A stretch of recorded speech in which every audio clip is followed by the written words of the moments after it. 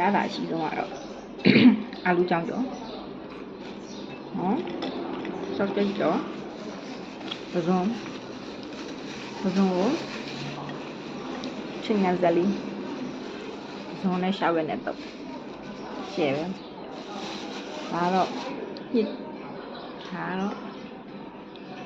ဘဲဥအနှစ်ချက်ဘဲဥရှယ်အနှစ်များများနဲ့ဘဲဥအနှစ်ချက်လေးရယ်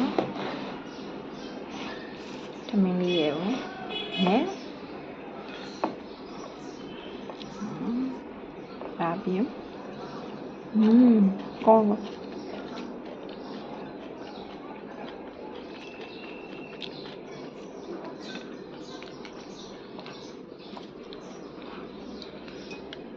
အာလူကြောင့်ကြတယ်ဒါ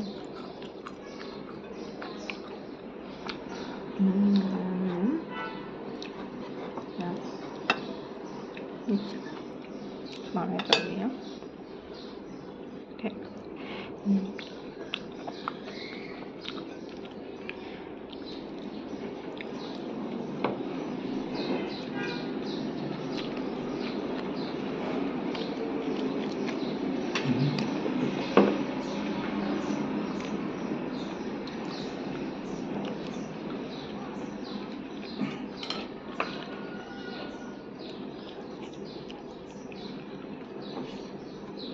ဘယ်လိုလဲ